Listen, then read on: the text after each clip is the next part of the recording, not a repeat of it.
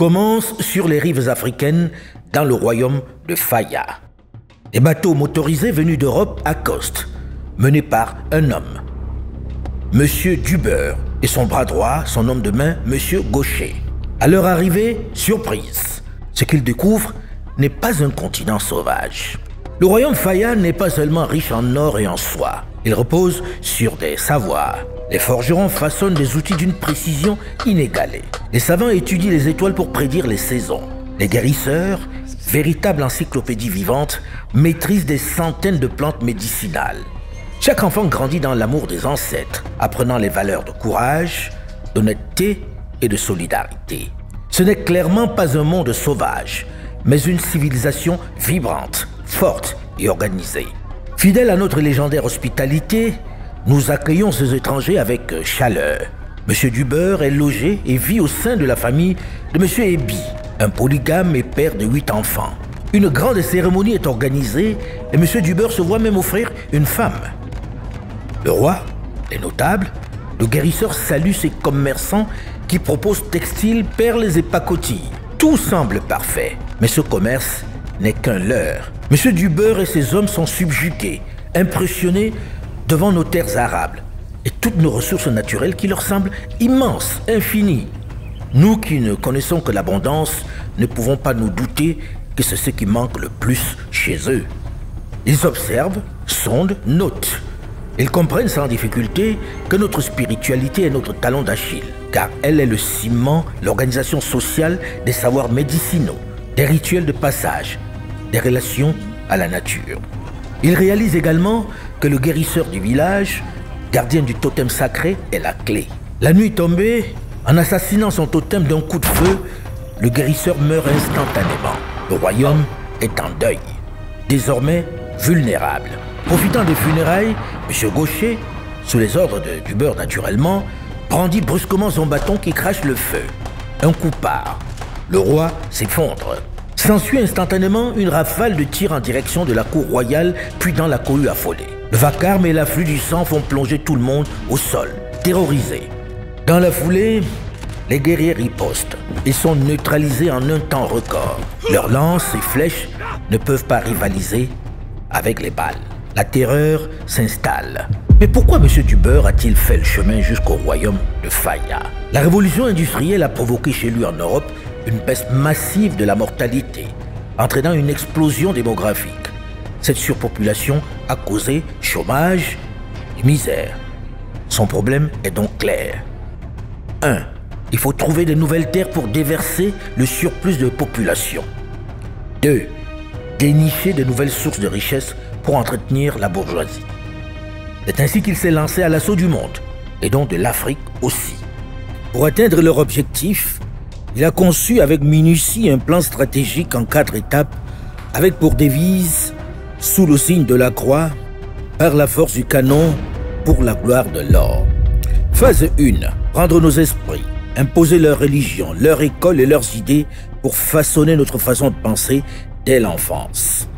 Phase 2. Prendre nos terres et notre pouvoir, utiliser la force militaire pour dominer, redessiner les frontières et diviser les peuples.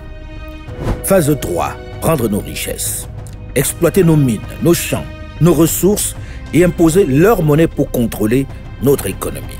Phase 4. Perpétuer la domination, transformer la colonisation en néocolonialisme, garder l'influence par la dette, les accords économiques inégaux et le contrôle de nos décisions politiques. Bienvenue le travail forcé. Les hommes, les femmes et même les enfants sont arrachés à leur famille pour extraire le caoutchouc ou construire à main nue des chemins de fer sur des terrains accidentés. Refuser ou faiblir, c'est risquer la mutilation ou la mort. Que de décapitations, que de viols, que de villages incendiés pour atteindre ses fins. Les résistants se sont matés, les mains coupées pour l'exemple. Les fusillades de dissuasion deviennent monnaie courante. Tandis que la terre pleure nos morts, des guerriers dans la forêt préparent des attaques éclairs. Les enfants, avec des mots codés, gardent vivante la mémoire de leurs ancêtres. À chaque balle tirée, une légende naît. La barbarie ayant servi à installer une relation de domination, M. Dubeur et son équipe peuvent désormais déployer leur seconde arme, la plus tranchante, la plus vicieuse, la plus efficace et la plus pérenne. Leur religion.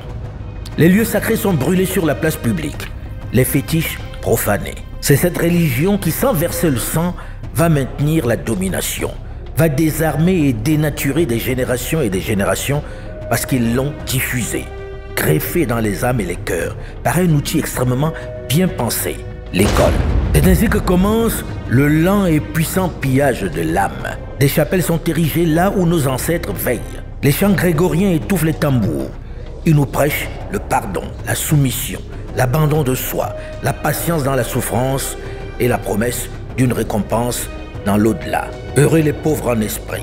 Si quelqu'un te gifle sur la joue droite, laisse-le te gifler aussi sur la joue gauche. Pas besoin d'expliquer que c'était pour décourager la résistance.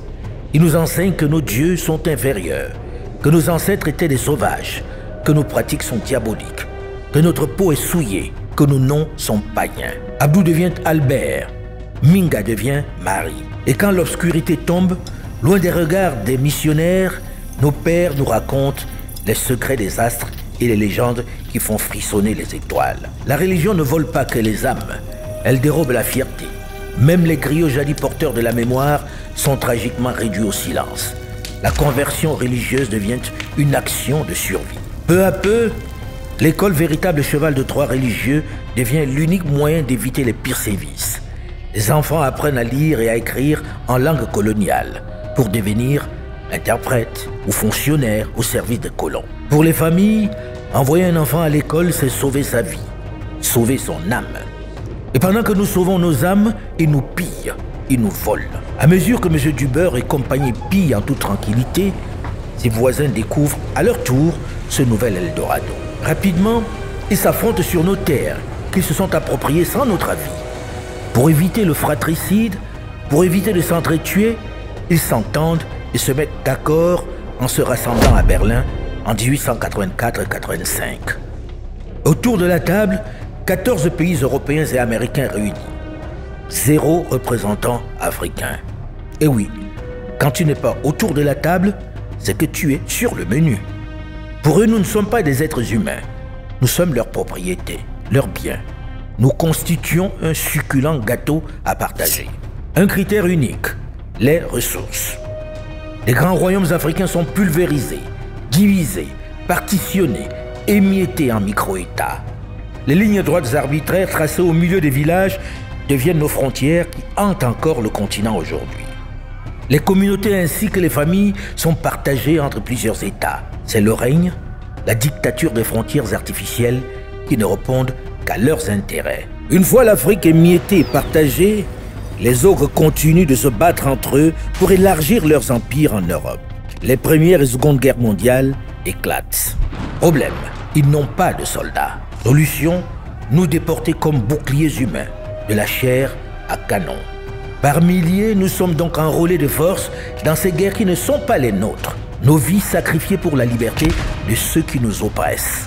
De retour au royaume de Faya, au lieu d'être accueillis en héros, les hommes de M. Dubeur nous abattent froidement, simplement parce que nous avons demandé notre solde. Je voulais réparer une injustice et saluer la mémoire d'hommes qui portaient l'uniforme français et sur lesquels les Français avaient retourné leurs fusils. Les souvenirs de centaines de tirailleurs africains massacrés par les troupes coloniales françaises sont là, indélébiles. Les événements qui ont eu lieu ici en décembre 1944 sont tout simplement épouvantables, insupportables. Inacceptables. L'Afrique s'embrase alors que dans une vague de révolte, du Maghreb à l'Afrique subsaharienne, la résistance monte. Des figures comme Kwame Nkrumah, Ernest Gwandier, Félix Moumié, Oumniobé, Julius Nyerere, Jomo Kenyatta, Patrice Lumumba, Thomas Sankara mettent en avant des idéaux de souveraineté et d'autodétermination. Au royaume Faya, M. Dubeur pense qu'il a toujours la main. Pendant les guerres auxquelles il nous a conviés de force, nous avons appris qu'il n'est pas si invincible que cela. Lors d'une ultime tentative pour mater une insurrection, il est surpris par notre organisation désormais très déterminé. Il est envahi par la peur et le choc de réaliser que sa domination s'est considérablement effilochée. Il est obligé de lâcher du lest. Il en prend conscience. Seulement, M. Dubert est aussi conscient qu'il ne peut plus vivre sans nos ressources qui lui sont désormais vitales, qui assurent le maintien de son niveau de vie. Il déploie alors son dernier coup de maître, partir sans partir. S'organise et laisse à la tête du royaume Faya M. Toto, un de ces rares Africains qui lui est corvéable à merci, un nègre de salon. À l'abri de regard, Dubert offre à M. Toto un livre secret qui lui explique la recette pour s'éterniser à la tête du royaume, et ce, peu importe le bon vouloir du peuple. C'est la Constitution. Son rôle, pérenniser l'emprise de M. Dubert malgré son pseudo-départ. Le temps a passé, et dans sa condescendance, il n'a pas vu arriver cette nouvelle génération d'Africains décomplexés qui a bien compris le manège. Cette génération d'Africains qui aujourd'hui rejette ses valets, remet en cause sa culture, renégocie les accords lyonnais qu'il a imposés, et cette fois-ci sans complexe et sans complaisance. M. Dubert et sa troupe ont perdu pied. Et d'ailleurs, ils se battent à nouveau entre eux. Aujourd'hui, nous sommes plus nombreux, plus instruits, plus connectés et plus déterminés que jamais. Aujourd'hui, jeune, souviens-toi, tu es l'héritier d'un peuple debout. Malgré les chaînes, les balles, les croix dressées, nous sommes restés dignes. Nos tambours battent encore. L'histoire ne s'arrête pas aux blessures. Elle continue à chaque fois qu'un enfant africain se lève, fier de ce qu'il est. Aujourd'hui, il est temps d'arrêter de jouer sur leur terrain avec leurs règles. Il est temps d'imposer notre propre vision, de reprendre le contrôle total de nos ressources, de faire de notre unité et de notre identité une force irrésistible.